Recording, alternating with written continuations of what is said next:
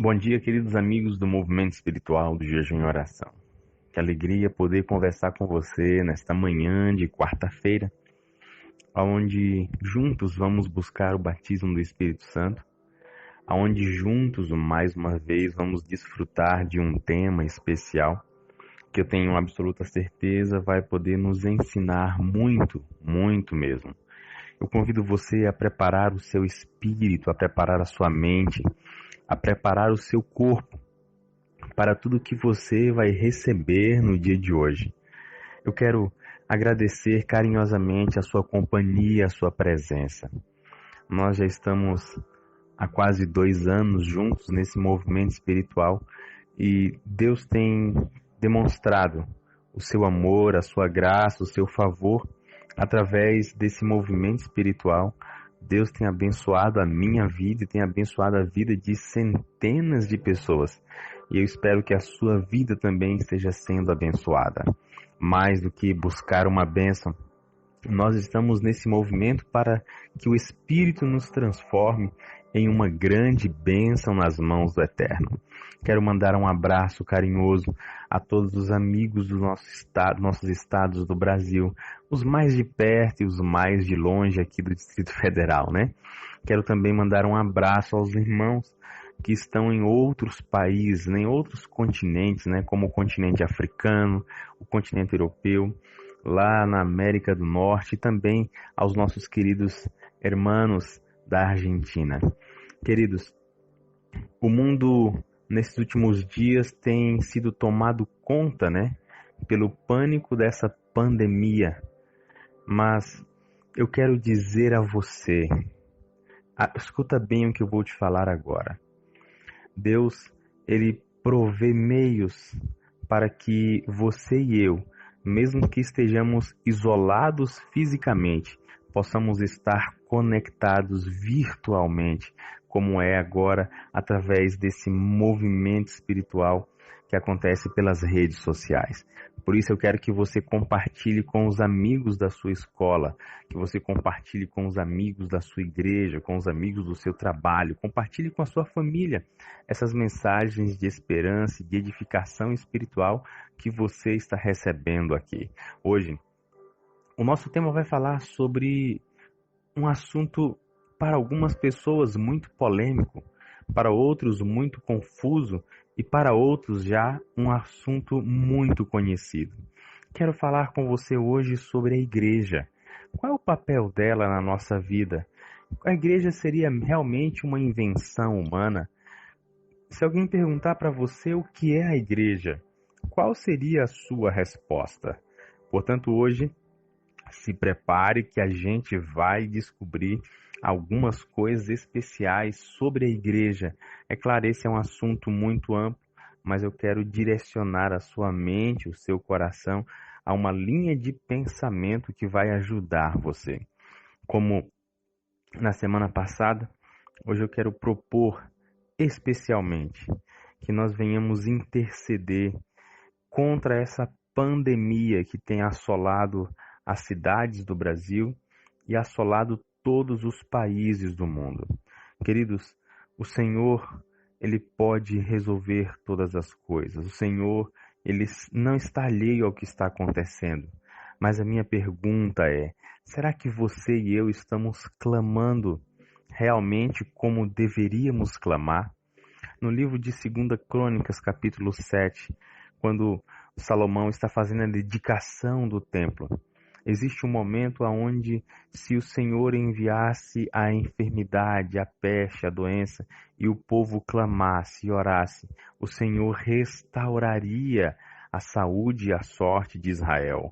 Portanto, você e eu que somos cristãos temos um papel especial e importante. É claro que você e eu não vamos descobrir a cura para esse vírus e nem para outros, a não ser que você seja um médico pesquisador dessa área.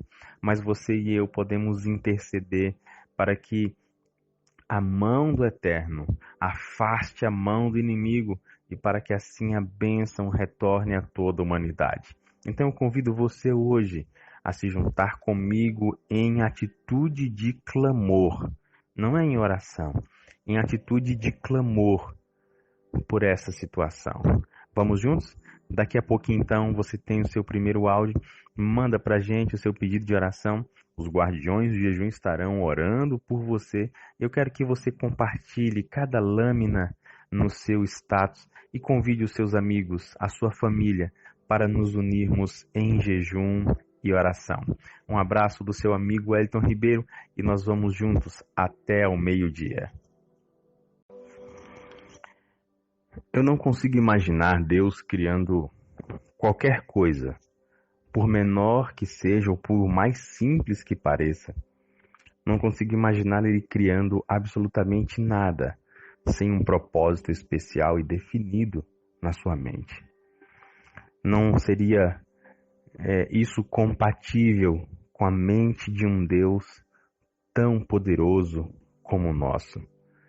É só você olhar na natureza, é só você olhar no espaço, é só você olhar para si mesmo e você vai ver que tudo que Deus cria, até o minúsculo átomo, até uma minúscula célula, tem um propósito especial.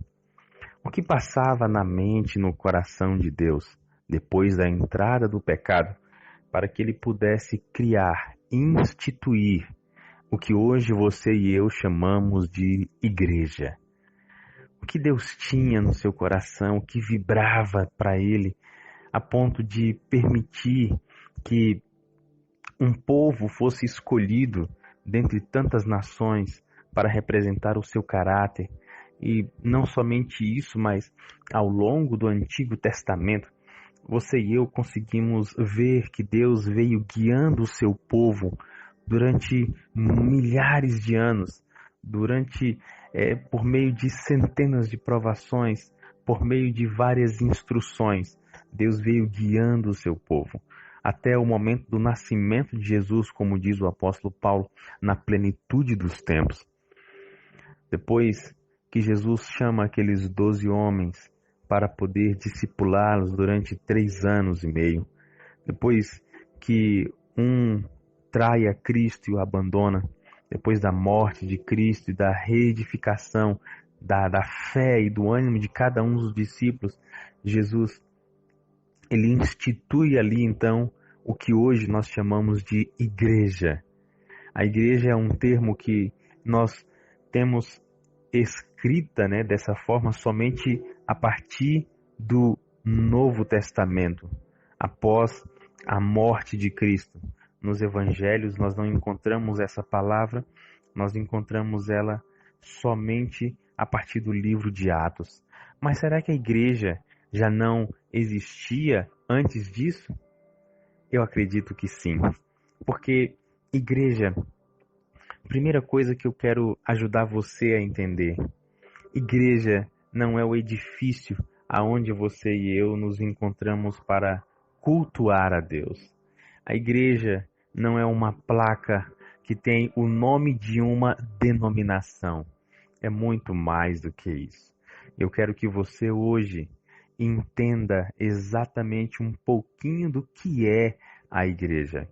Mas, Wellington, existem tantas e tantas denominações hoje na Terra, centenas, milhares delas.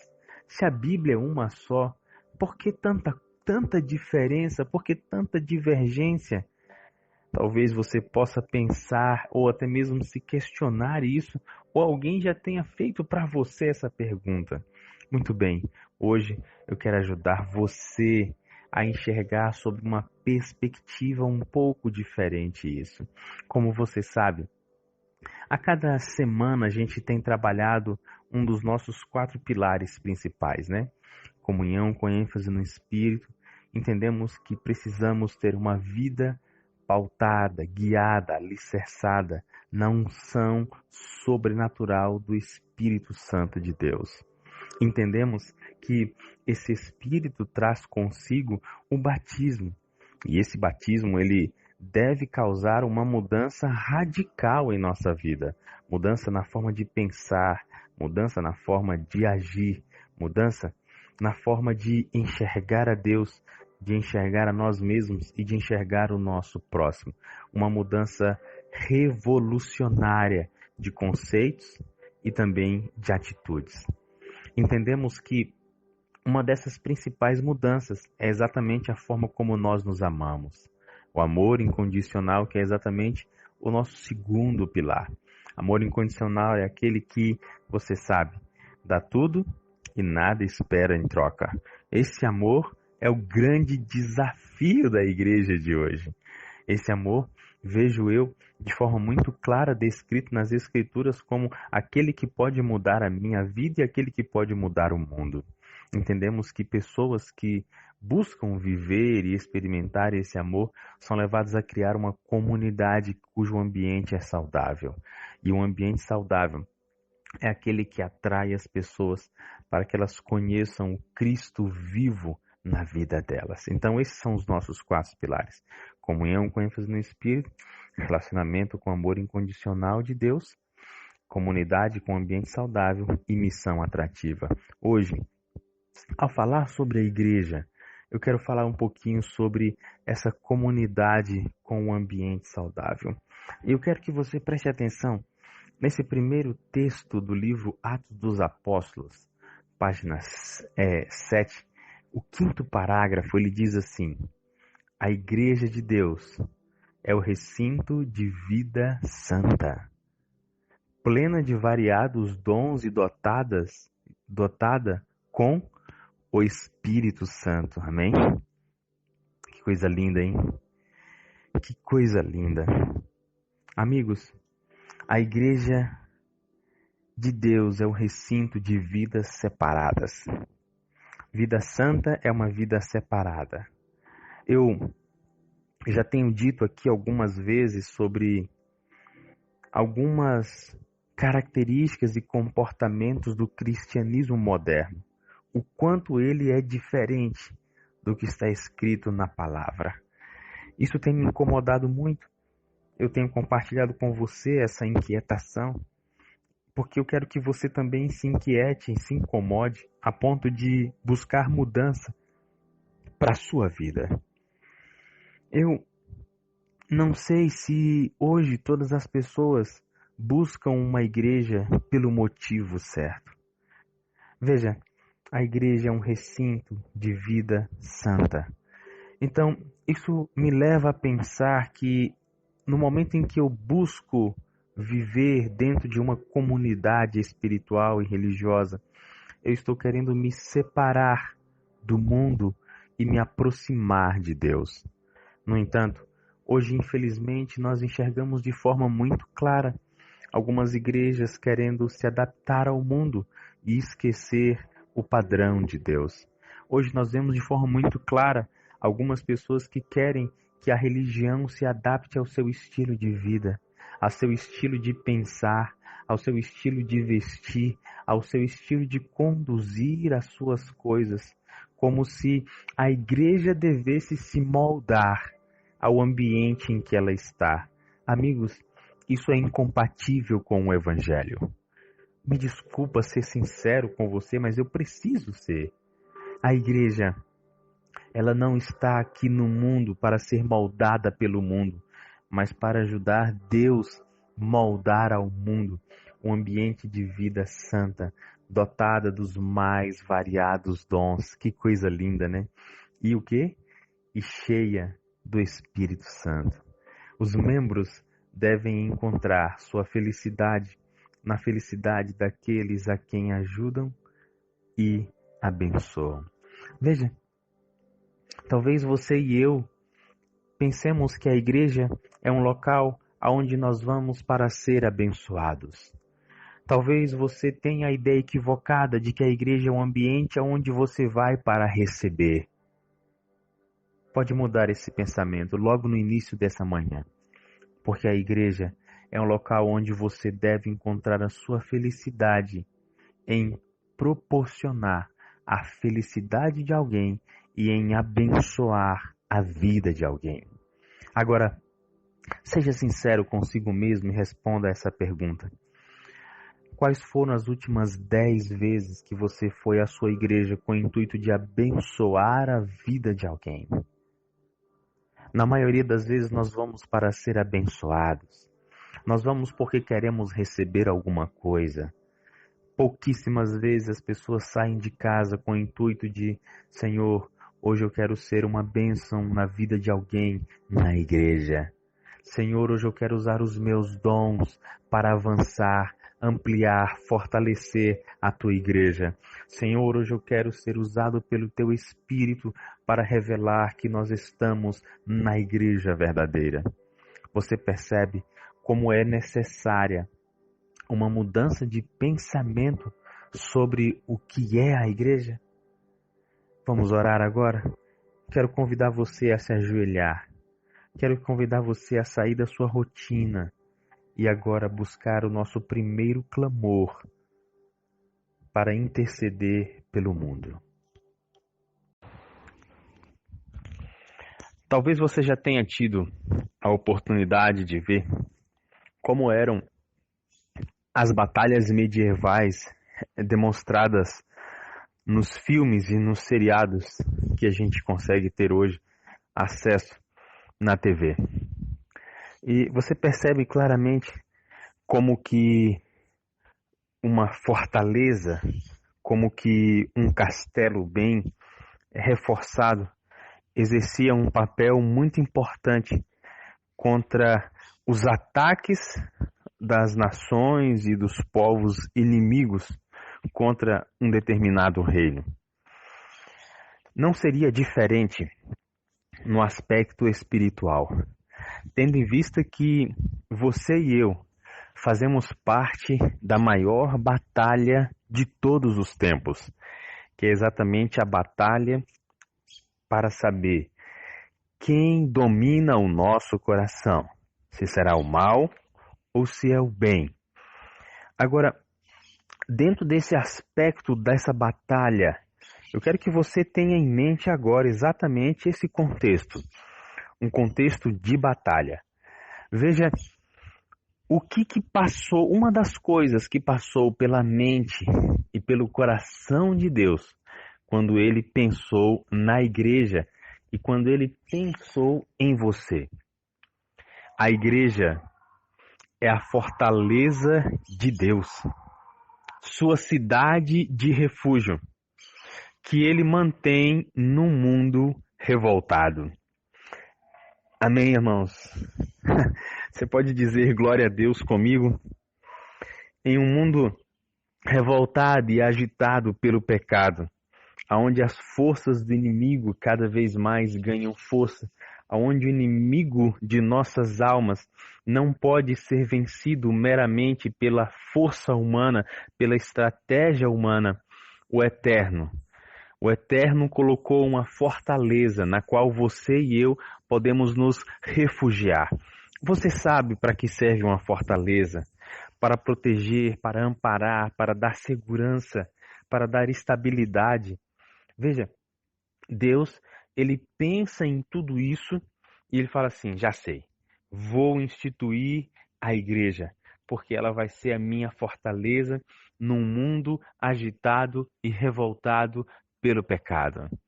Isso é extraordinário, extraordinário. E aqui eu queria fazer uma breve reflexão, né? Veja, olha como o diabo é astuto. O diabo faz com que as pessoas se afastem da igreja, porque consideram que dentro da igreja existem muitas normas, existem muitos preceitos a serem cumpridos e obedecidos. Então, o inimigo ele pinta os princípios e as doutrinas de uma forma errada, a ponto de tirar a pessoa de dentro da igreja, de dentro da fortaleza. E quando a pessoa está fora da fortaleza, o que a pessoa pede? Ô irmão, ora por mim porque eu estou fraco. Ora por mim que eu estou assim. Ora porque eu estou desse jeito, está acontecendo isso e aquilo. Mas é lógico que vai acontecer. É lógico que vai acontecer. Por quê, queridos? Porque as pessoas estão saindo da proteção, saindo da fortaleza. Em tempos de cerco, em tempos de guerra, não há quem vai sair em sã consciência do local seguro, do abrigo. O mais correto é estar protegido, amparado. Então, nessa batalha espiritual, você e eu precisamos enxergar a igreja como uma grande fortaleza de Deus. E se você colocar essa perspectiva, eu tenho absoluta certeza que diante das lutas que você enfrenta, elas não serão motivos para você deixar de ir à igreja. Que os problemas que você enfrenta não serão motivos para deixar você se afastar da igreja. Que as lutas que você ainda vai enfrentar não serão motivos para você se afastar da igreja. Hoje, por qualquer motivo tão fútil, tão banal, as pessoas deixam de ir à fortaleza de Deus. E eu me pergunto, se a igreja é a fortaleza e diante de qualquer situação tão frágil, nós deixamos de ir a essa fortaleza, estamos nos protegendo com o quê então? Qual é a lógica desse pensamento? Você percebe como ele é frágil, mas como infelizmente o inimigo tem sido astuto a ponto de nos conduzir a uma linha de engano? Veja, olha o restante do texto. Qualquer infidelidade da igreja é traição para com aquele que comprou a humanidade com o sangue de seu Filho unigênito. Pessoas fiéis constituíram desde o princípio a igreja sobre a terra. Em cada era, teve o Senhor seus vigias que deram fiel testemunho à geração em que viviam. A igreja, ela não somente é uma fortaleza para te proteger, como também ela é depositária da palavra de Deus e dos princípios eternos que Deus nos concede através das Escrituras. E diante desse contexto, você e eu devemos ser testemunhas fiéis no tempo em que nós vivemos. Deus sempre teve pessoas que em cada geração deram o testemunho correto de fidelidade, de fé inabalável. Eu gostaria de perguntar se você, se você é uma dessas pessoas para esse tempo em que estamos vivendo.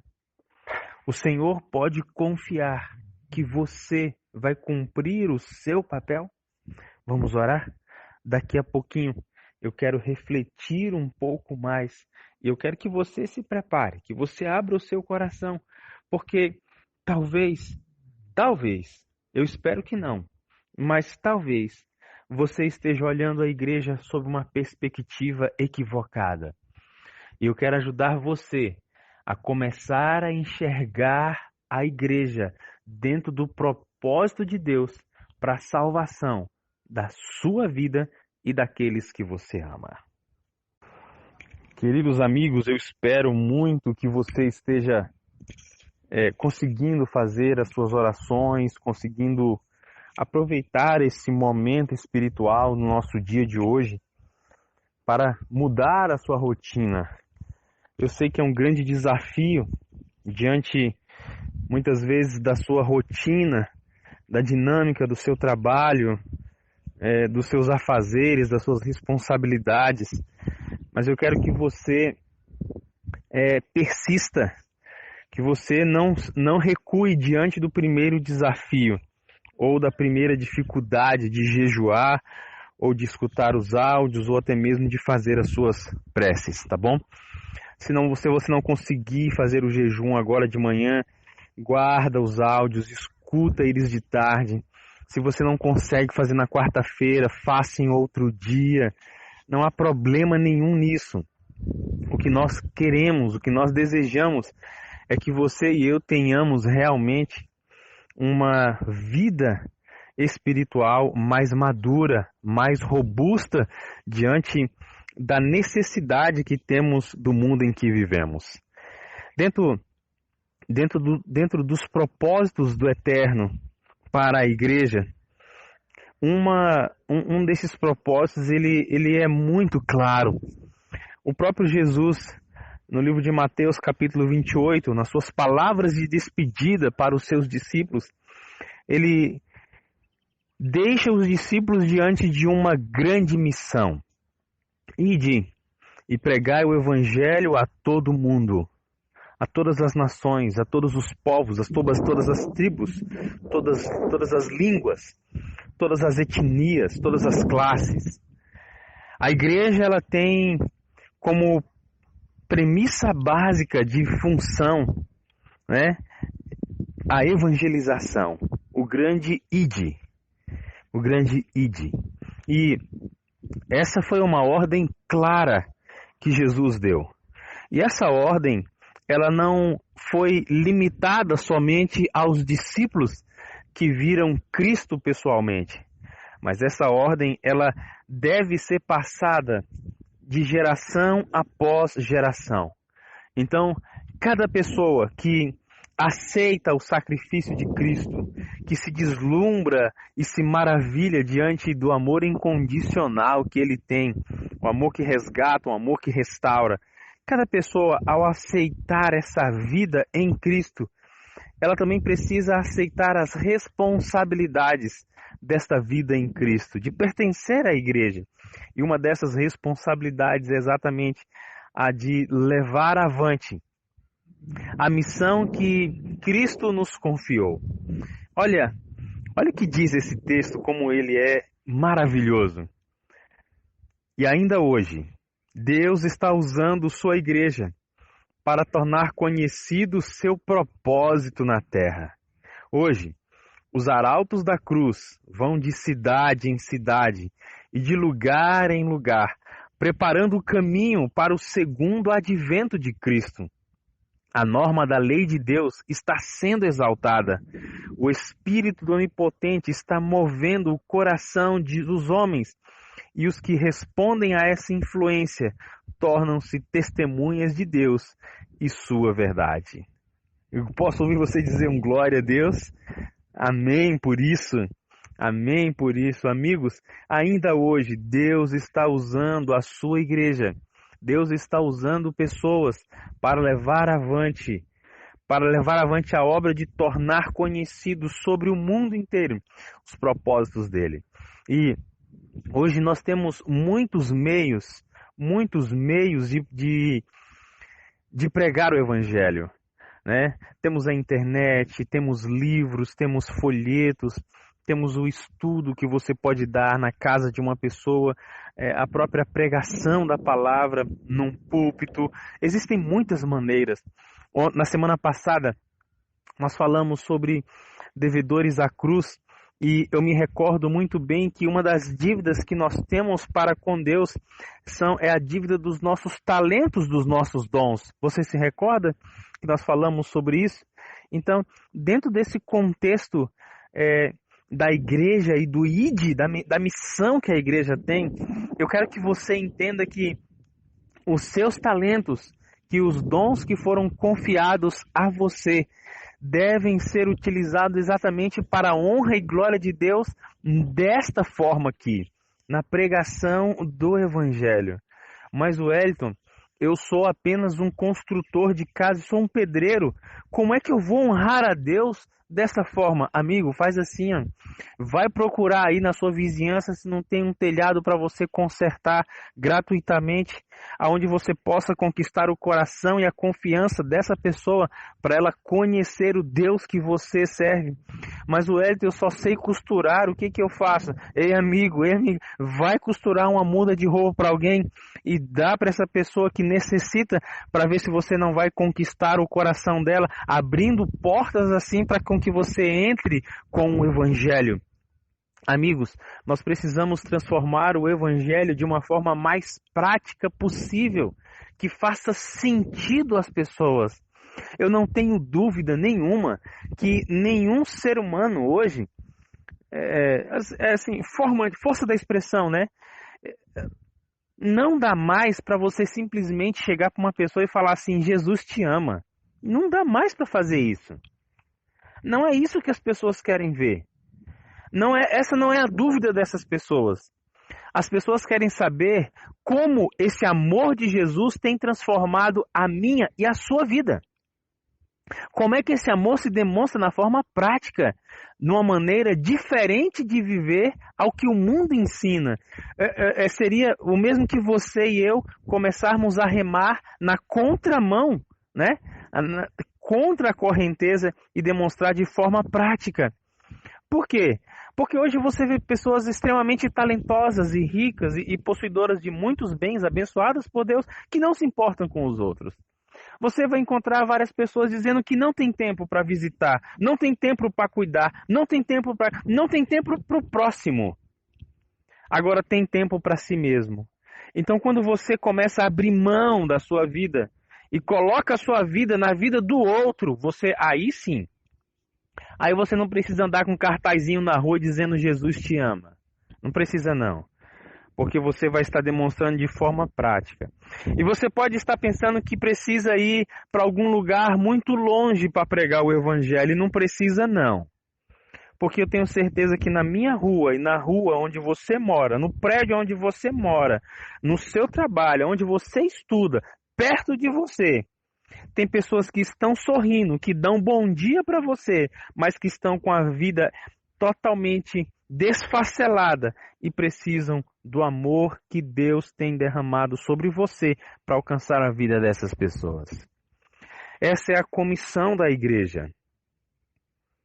Você e eu precisamos entender que nós estamos na igreja não é para ser abençoados, porque nós já somos abençoados. Nós precisamos estar na igreja para ser uma bênção nas mãos de Deus. Hoje, os arautos da cruz vão de cidade em cidade, de lugar em lugar, preparando o caminho para o segundo advento de Cristo. A norma da lei de Deus está sendo exaltada. E eu queria perguntar, será que isso tem sido uma realidade na sua vida? Será que isso tem sido uma realidade na minha vida? Amigos, você e eu temos uma imensa responsabilidade para com a igreja. Algumas pessoas acham que a igreja ela deve dar tudo para elas e deve tratar como um bebê. Sabe, outro dia eu estava assistindo um vídeo, um sermão de um pastor e me chamou muita atenção que muitas vezes nós colocamos a igreja como uma figura de um hospital, onde todo mundo deve ser sempre tratado e cuidado. E esse pastor, ele diz que a figura da igreja não é muito bem um hospital, não. A figura da igreja é mais um quartel-general, onde você equipa a pessoa, prepara ela e manda para o campo de batalha.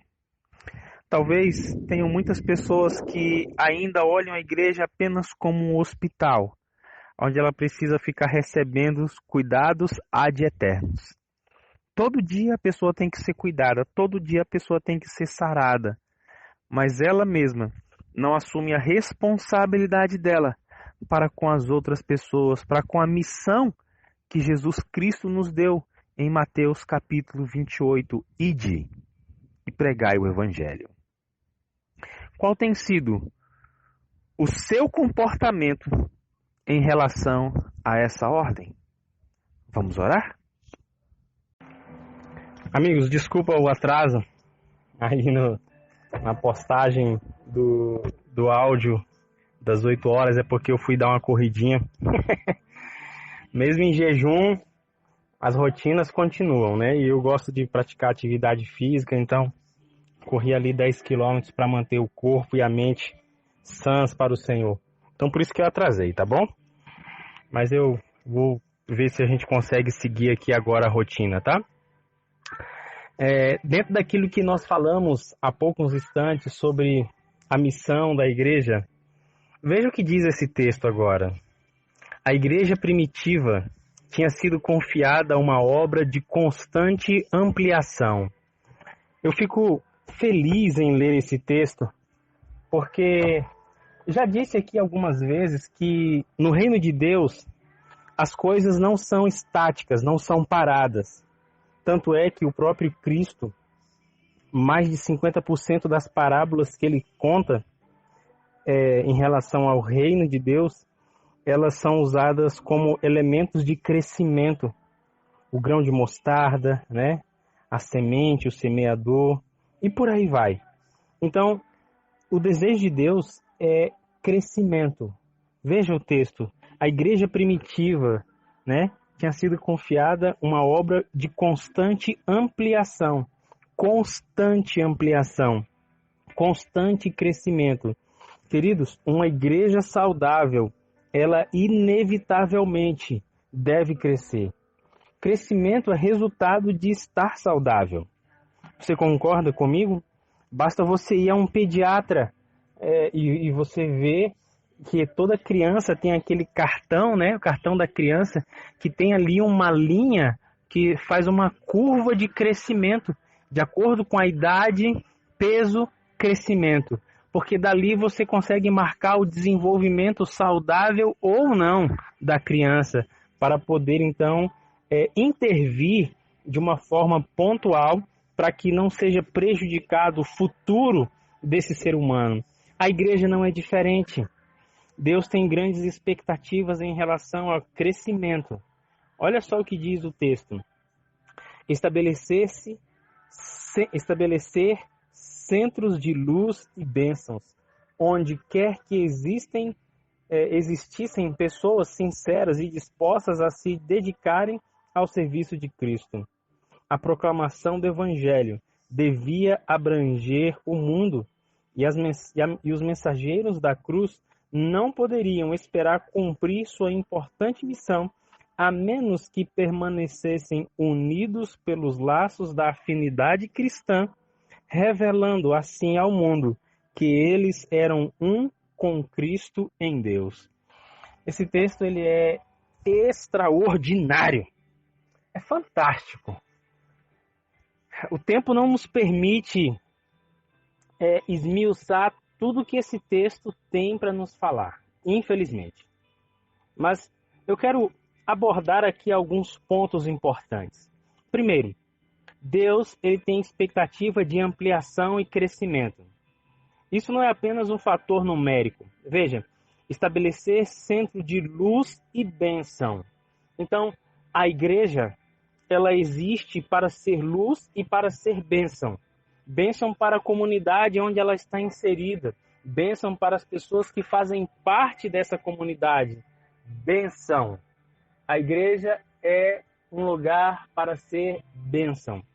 Outro aspecto que é importante a gente refletir, que aonde existissem pessoas sinceras, dispostas ao crescimento, ali deveria haver também o estabelecimento de pessoas da igreja, nesse conjunto de pessoas que estivessem dispostas a se dedicar. Veja, a igreja é composta por pessoas que estão dispostas a se dedicar ao serviço. Pessoas dispostas a se dedicar a servir. Lembra que eu falei há poucos instantes sobre aquela figura de linguagem da igreja como sendo um hospital? E, na verdade, a gente precisa migrar essa visão para a igreja como um quartel-general, aonde a gente vai enviar as pessoas. Veja, amigo, a igreja é um conjunto de pessoas que estão dispostas a servir a Cristo constantemente. Servir ao próximo é o mesmo que estar servindo a Cristo. Eu quero, mais uma vez, ampliar a sua visão para que você entenda que o servir a Cristo não é apenas aquilo que acontece dentro do templo, da estrutura da física da igreja, mas o que acontece na dinâmica do seu dia a dia e do meu dia a dia. Outro aspecto importante nesse texto, a proclamação do Evangelho deve abranger o mundo. Deve abranger o mundo. Amigos, é interessante até fazer uma comparação aqui agora, né? Como esse vírus, o corona, tem se espalhado rapidamente sobre o mundo, não é mesmo? As fronteiras deixaram de existir para o vírus. E eu pergunto a você, por que as fronteiras não deixaram de existir ainda para o Evangelho? Será que realmente você e eu estamos sendo portadores, não de um vírus, mas assim, portadores realmente dessa mensagem, a ponto de impactar, a ponto de contagiar, a ponto de viralizar esperança. Veja, o coronavírus, se uma pessoa infectada estiver próximo até 2 metros de alguém, há o risco de contaminação. E eu fico pensando, quantos anos você e eu estamos próximos a menos de 2 metros de várias pessoas e ainda não conseguimos contagiá-las com o Evangelho? Isso precisa ser motivo de reflexão para nós. Nós precisamos refletir sobre isso, sobre o impacto que nós estamos causando no mundo. E quando a gente olha para a igreja primitiva, a igreja de Atos, que conseguiu viver isso em essência, a gente entende aqui no final desse texto que diz assim, eles entenderam que a menos que eles permanecessem unidos pelos laços da afinidade cristã, e isso aqui muda tudo, porque a afinidade cristã não tem a ver com a afinidade que a gente conhece hoje. Hoje a afinidade que a gente tem é o quê? Ah, fulano é legal, eu estou perto. Poxa, fulano é assim, que legal, eu posso me beneficiar dessa amizade. Essa é a afinidade que a gente tem hoje. Mas a afinidade cristã descrita aqui é aquela afinidade que ferro afia ferro. Não tem a ver com eu gosto de você e vou estar perto. Não. Essa afinidade aqui, ela é resultado do amor incondicional. Não é se você é legal. É porque você precisa de mim como um agente de salvação na sua vida, assim como eu preciso de você como um agente de salvação na minha vida. A gente pode discordar, mas não distancia, porque eu vou lapidar você assim como você vai me lapidar. Você e eu somos instrumentos de Deus mútuos para a edificação da vida um do outro. E dessa forma, somente dessa forma, o mundo para o qual você e eu precisamos ser um centro de luz e bênção, vai ver que nós somos um com Cristo em Deus. Afinal de contas, não foi essa a essência da oração sacerdotal de Cristo no Evangelho de João, capítulo 17? Pai, para que eles sejam um. A igreja é um centro ou deve ser um centro de luz e bênção. Mas deixa eu perguntar, você já está ajudando, você tem contribuído para que a sua igreja seja um centro de luz e bênção? Você é luz? Você é bênção? É a pergunta que eu quero deixar para você nesse nosso momento de reflexão. Oi, amigos! Chegamos aqui no nosso momento. Desculpa aí, tá? Eu tô sem internet móvel e eu tô na rua. Então eu consegui pegar aqui agora uma internet. E vamos lá!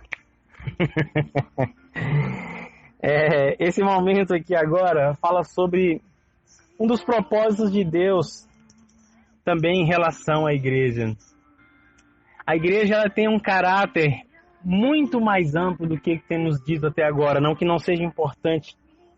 Mas veja só como que Deus enxerga essa situação da igreja servir como um instrumento de purificação para a nossa vida, através dos desafios e das lutas que enfrentamos individualmente e coletivamente. Olha o que diz. O cuidado de Deus por sua herança é incessante. Glória a Deus, né, amigos? Glória a Deus. Ele não permite que sobrevenha a seus filhos nenhuma aflição que não seja essencial ao seu bem presente e eterno. Veja, Deus não permitiria que absolutamente nenhuma aflição, nenhuma tribulação que possa ocasionar algum crescimento, que possa ocasionar amadurecimento, que possa ocasionar lapidação do nosso caráter. Ele não permitiria que nada que não fosse para o nosso benefício presente e eterno não nos sobreviesse. Isso muda a perspectiva de você e eu começarmos a enxergar as lutas que enfrentamos, os desafios que temos na vida. Todos nós temos. Todos temos.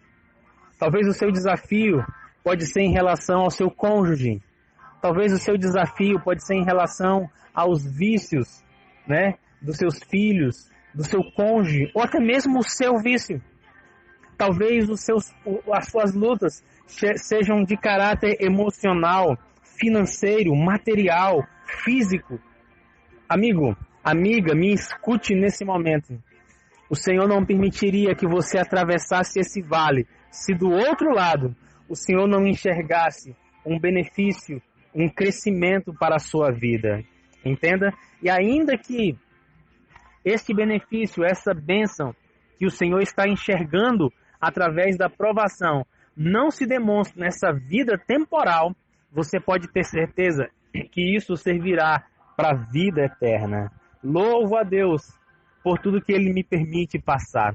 E eu quero que você também o louve por aquilo que Ele permite você enfrentar. Veja só, deseja purificar sua igreja da mesma maneira como Cristo purificou o templo durante seu ministério terrestre. Que coisa linda, né? Deus, Ele não somente tem um cuidado incessante pela igreja, como Ele também deseja purificar. Isso é lindo, amigos. Isso é lindo. Isso é maravilhoso. Porque algumas vezes a gente pode pensar que Deus criou a igreja e que a igreja agora deve se manter sozinha. Que a igreja é simplesmente um local onde nós vamos nos aglomerar fisicamente para sermos alimentados constantemente. Não! Não é isso. Deus deseja purificar a sua igreja. Deus deseja purificar a minha vida, a sua vida. Isso é extraordinário. Da mesma forma como Cristo entra no templo e expulsa os cambistas que estavam negociando, fazendo da casa de Deus um comércio ilegal, aonde estava trazendo desonra a todos os rituais, desonra ao nome do próprio Deus. Cristo, quando olha aquela cena, se sente difamado, se sente menosprezado. E então ele limpa, purifica a casa do Pai, a casa do próprio Cristo ali, de toda aquela escória que estava trazendo desonra ao nome de Deus. Então, desta mesma forma, Deus deseja, através de Cristo e da atuação do Espírito, purificar a igreja atual. Uma purificação pessoal vai influenciar uma purificação coletiva. Eu quero que você não espere por outras pessoas. Eu quero que você decida permitir ser purificado. Qual foi, amigos, qual foi a última vez que você e eu nos dirigimos à igreja e pedimos a Deus, Senhor, nos purifica hoje ao estarmos na Tua presença? Antes de sair de casa, será que tem sido essas nossas orações em relação ao nosso encontro coletivo? Olha o que diz o restante do texto. Tudo quanto Ele faz recair sobre seu povo como provas, vem para que se alcance mais profunda piedade e maior força para levar avante os triunfos da cruz. Tudo que o Senhor permite é para um bem maior. Será que nesse momento onde estamos aqui enfrentando essa pandemia, onde várias denominações, inclusive, recebem a orientação de não realizar os cultos coletivos para poder contribuir em não se alastrar essa pandemia, será que isso também não é um motivo para que você e eu aprofundemos a nossa piedade e possamos levar avante com mais força os triunfos da cruz de Cristo? Será que você e eu não precisamos voltar os olhos para a purificação e pararmos de olhar as circunstâncias temporais que estamos vivendo? A igreja é um instrumento de purificação através das provas que o Senhor nos permite passar. Portanto, se você está enfrentando luta, filho, continua na igreja. Permaneça na igreja. Tem gente que começa a enfrentar luta e sai da igreja. E eu me pergunto qual é a lógica disso. Você está vendo? Diante das lutas, nós temos um refúgio, temos uma fortaleza, um ambiente de purificação, um ambiente de lapidação. Glória a Deus por isso. porque Ele nos aceita como estamos, mas não permite que permaneçamos nessa forma. O Senhor quer nos melhorar, o Senhor quer lapidar essa pedra bruta e transformar em um diamante valioso. Você tem um valor inestimável, por isso o Senhor está lapidando a sua vida. Queridos, eu sei que o nosso horário ficou um pouco descontrolado hoje, mas se você não está acostumado, você pode entregar o seu jejum agora ao meio-dia, mas daqui a pouquinho, a meio-dia e meio mais ou menos, eu vou enviar a última lâmina, tá bom? Queria falar aqui agora sobre mais um dos propósitos de Deus com relação à igreja. E esse propósito aqui agora, ele é tremendo, extremamente desafiador. Veja o que diz o texto. Pela comparação da igreja com o corpo humano, o apóstolo Paulo, ilustrou habilmente a íntima harmonia e relação que deve existir entre todos os membros da igreja de Cristo. Pois todos nós fomos batizados em um espírito, formando um corpo. Escreveu ele, quer judeus, quer gregos, quer servos, quer livres, e todos temos bebido de um espírito. Não é de se admirar que a igreja de Atos é uma igreja unida. E também eu não quero que você pense que essa união foi algo conquistado sem esforço. Muito pelo contrário. Essa união, ela demandou sacrifício, esforço, e posicionamento de todos aqueles que ali viviam para que a comunidade se tornasse realmente um ambiente unido, um ambiente saudável. Porque quando a gente olha o período em que Jesus estava com os discípulos, fica claro para todos nós que existiam grandes diferenças entre eles. As ambições deles eram diferentes.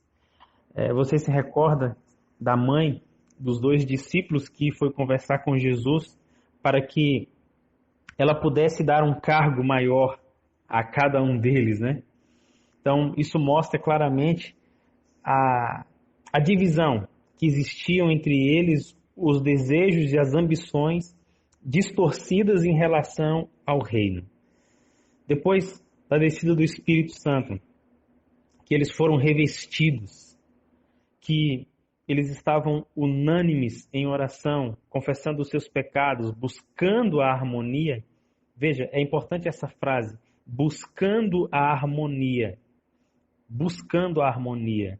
Isso quer dizer que existia esforço intencional e constante por cada um deles, em primeiro lugar, para permanecer cheios do Espírito e, em segundo lugar, para viver em harmonia. Tá certo? Isso era um esforço constante da igreja. Então, nesse momento, eles começam a viver como um corpo, um cuidando do outro. E aí você pode perguntar assim, mas Wellington, peraí, lá atrás você falou que a igreja não era para ser vista somente como um hospital, onde as pessoas iriam para ser cuidadas. Mas esse texto está falando exatamente sobre o cuidado e a harmonia íntima que existia entre eles. Sim, e isso não quer dizer absolutamente nada diferente do que nós já falamos lá atrás. Sabe por quê? Porque o que eu estava combatendo, a ideia que eu estava combatendo há poucos momentos atrás, é a ideia de alguém querer apenas ser cuidado. Essa é a ideia que nós estamos combatendo. Porque aqui no texto diz que exatamente cada um cuidava um do outro. Então, ao mesmo tempo que eu recebia cuidado, eu também dava cuidado para outras pessoas. E de uma forma muito dinâmica, é exatamente isso que acontece no nosso corpo. Você pode pegar e tirar uma cutícula do lado de uma unha da sua mão e você vai ver como dói, quando inflama ali. Você pode sofrer um corte no seu braço ou um corte no joelho e você vai ver como o seu corpo inteiro vai trabalhar em função da cura, da restauração dessa parte que esteja funcionando de forma errada. Então, um corpo, ele vai do coletivo para o individual e do individual para o coletivo. Entende? A igreja, ela é um corpo. Isso é extraordinário, amigos. Essa analogia usada por Paulo, ela coloca em xeque-mate, muitas vezes o nosso comportamento. Quer ver? Deixa eu fazer uma pergunta aqui. Qual seria a parte do seu corpo que você poderia cortar hoje e não sentiria falta? Pensa aí um pouquinho. Qual seria a parte do seu corpo que você poderia cortar, que você conseguiria viver sem problema nenhum? Qual dos seus dedos das mãos? Ou qual o dedo do pé? Ou qual dos dois braços? Ou qual das duas orelhas? Ou qual dos dois olhos? Ou qual seria o órgão? Eu sei que é difícil da gente entender, né? De escolher. Eu até imagino você falando assim, eu não escolheria nenhuma parte. Eu também não escolheria. Porque se Deus nos criou assim, é porque Ele sabe que o nosso corpo, para funcionar direito, precisa de tudo que tem nele. Certo? Então, quando a gente olha para a igreja, né? Olha para a igreja como um corpo, por que será que às vezes nós amputamos algumas partes desse corpo e não sentimos falta? Por que será, hein? Por que será que a gente teima em continuar vivendo sem partes do corpo que vão se perdendo ao longo do caminho? Que tipo de igreja é essa? Com certeza não é essa igreja descrita pelo apóstolo Paulo. Eu fico olhando para esse texto e vejo que desafio que você e eu temos. E veja, isso aqui, esse texto, ele fala não somente de cuidar uns dos outros, mas ele fala de harmonia, ele fala de unidade, ele fala de mesmo propósito, ele fala de defender a mesma bandeira, de caminhar na mesma direção, embora diferentes como somos uns dos outros, mas caminhando em uma mesma direção da expansão do reino. O texto, ele termina com o apóstolo Paulo fazendo uma afirmação, que se somos um corpo, se somos unidos, é porque temos bebido do mesmo Espírito. Então, isso me leva a pensar que a desunião, ela é a ausência do Espírito. A divisão é a ausência do Espírito. A falta de cuidado que eu tenho para com o meu irmão, que é parte do meu corpo na igreja, é falta do Espírito. A frieza do meu coração, a indiferença em relação ao que os outros estão vivendo é falta do Espírito. É falta do Espírito.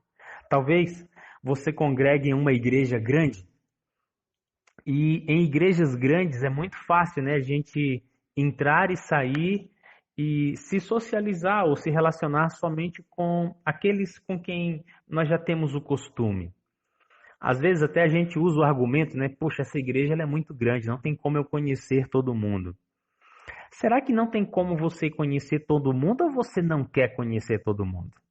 Essa é a minha pergunta. Porque eu queria que você refletisse. Será que se você não fosse saísse de sua casa determinado a conhecer alguém na igreja, alguém novo, você saísse determinado a cuidar de alguém novo, se isso não mudaria a sua vida e a vida dessa pessoa? Eu não consigo entender como nós muitas vezes vivemos gostamos de dizer que somos um corpo, mas não cuidamos do corpo, o corpo da igreja, cuja cabeça é Cristo. Amigos, a igreja ela tem um propósito muito profundo. E você é parte desse corpo. Sendo parte desse corpo, eu preciso que você entenda que você também tem responsabilidades para com as outras partes do corpo. Chegamos ao final do nosso jejum de hoje. Mais uma vez quero me desculpar em relação aos horários, né? Amiga, é porque é assim mesmo, ao vivo é assim. Cada dia é uma surpresa. Hoje nós falamos sobre o ambiente saudável, a importância da igreja Vimos apenas 7 aspectos. Existem muito mais. E eu quero, num outro momento, voltar a esse tema para que nós possamos explorar um pouco mais ele, porque eu tenho certeza que todos nós seremos ricamente abençoados. Eu, refletindo aqui sobre cada um, né, dos temas de hoje, das lâminas, e também agora, especialmente, olhando para esse último texto, ele fala muito ao nosso coração, fala muito mesmo. Porque algumas vezes, você, ao pertencer, ao participar de uma igreja, você vai se deparar com pessoas que vão desafiar constantemente o seu cristianismo. Você vai encontrar pessoas que, alguns deles têm as mesmas falhas que você, outros que você vai se deparar com falhas aos seus olhos piores do que as suas. Você vai encontrar pessoas que, por vezes, várias vezes mesmo, vão, através do comportamento delas, vão fazer você pensar assim: meu Deus, como é que essa pessoa ainda se diz cristã agindo desse jeito? Como é possível isso? Seja bem-vindo, seja bem-vinda à realidade da vida na igreja. Porque todos que estão ali estão num processo de busca e de crescimento. É verdade que uns acabam estacionando, não é? Mas, amigos, Jesus disse que o joio e o trigo cresceriam juntos e que na época da ceifa ele faria exatamente a separação entre esses dois grupos. Até lá, até que isso aconteça, você e eu precisamos permanecer. Por vezes você vai também encontrar algumas pessoas que vão se chatear umas com as outras e vão sair da igreja. Algumas pessoas elas usam esse argumento, né, de ter tido uma discussão, uma desavença, e então prefere sair da igreja. Essas pessoas que saem da igreja por causa de outras pessoas, na verdade, nunca entraram na igreja por causa de Cristo. Isso é um grande problema. Então a gente precisa avaliar realmente alguns comportamentos nesse aspecto da igreja. Mas por que eu estou falando isso? Porque a doutrina da palavra de Deus ela é pura, ela é reta, ela não faz curva. Mas os seres humanos que compõem uma igreja, esses são falhos. E mesmo você encontrando a doutrina verdadeira, nesta mesma igreja você vai encontrar pessoas que são falhas. Pessoas que estão num processo de mudança. Agora, dito isso, eu quero ler esse texto para você. A igreja como sendo a noiva de Deus, descrita no livro do Apocalipse como ataviada de branco, né, adornada, esperando o noivo voltar. Olha o que diz esse texto. Durante séculos de trevas espirituais, a igreja de Deus tem sido como uma cidade edificada sobre um monte. De séculos em séculos, através de sucessivas gerações, as puras doutrinas do céu têm sido desdobradas dentro de seus limites, dos limites da igreja. Agora preste atenção. Fraca e defeituosa como possa parecer, a igreja é o único objeto sobre o qual Deus concede, em sentido especial, sua suprema atenção. É o cenário de sua graça, na qual se deleita em revelar seu poder de transformar corações. Posso ouvir você dizer glória a Deus? Isso mesmo, esse texto ele é extraordinário. A igreja, por mais fraca e débil que possa parecer, ainda é o instrumento na terra que Deus retém o seu maior cuidado, a sua maior atenção, a maior manifestação do seu poder, porque é exatamente esse ambiente, esse instrumento que ele usa para transformar corações. Amigos, a igreja perfeita, ela só vai existir no céu, porque lá não vai haver pecados. A igreja que está em processo de aperfeiçoamento, essa você e eu encontramos aqui na Terra. Inclusive, as Escrituras, elas nos ajudam a entender e a conhecer a igreja verdadeira, baseadas nas 5 colunas da verdade. Daqui mais algum tempo à frente, eu quero fazer esse jejum com você, falando sobre as 5 colunas da verdade dentro da Bíblia, para que você e eu consigamos descobrir qual é a igreja verdadeira diante de tantas que existem. Agora veja, por mais fraca e débil que a igreja possa parecer, ainda é o melhor ambiente para você permanecer. Permaneça na igreja. Talvez eu falo para alguém que tenha se afastado da igreja e eu quero convidar você, volte para a igreja. Talvez eu falo para alguém que está querendo mudar de igreja, eu vou falar, não muda. Fica onde você está, nessa igreja que precisa. Se você discutiu com alguém, se você quer mudar por causa disso, não mude. Se você quer mudar de igreja, mude em função do conhecimento da doutrina. Mas, por favor, não mude por causa de uma discussão. Sabe por quê? Porque você vai discutir aonde você for. Agora, se for uma questão doutrinária, que você está descobrindo a verdade e você não concorda mais com o que é ensinado em sua igreja, aí eu convido você realmente a seguir aquilo que é a verdade na palavra de Deus. Queridos, nós precisamos crescer. Deus tem grandes expectativas a seu respeito e a respeito da igreja dele aqui na terra. Nós temos uma missão. A missão de ide. Eu quero convidar você a se desafiar mais dentro da sua vida religiosa. Quero agradecer a sua companhia ao longo do jejum de hoje. Eu desejo muito que esse material tenha abençoado a sua vida e se abençoou, guarde ele para você usar no momento futuro, compartilhando assim com outras pessoas que não tiveram acesso a essa reflexão de hoje. Um grande abraço a você. Amanhã de manhã estaremos juntos na sala 57. Fique com Deus. Receba a unção do Espírito e permaneça na presença do Eterno. Um grande abraço do seu amigo Wellington Ribeiro.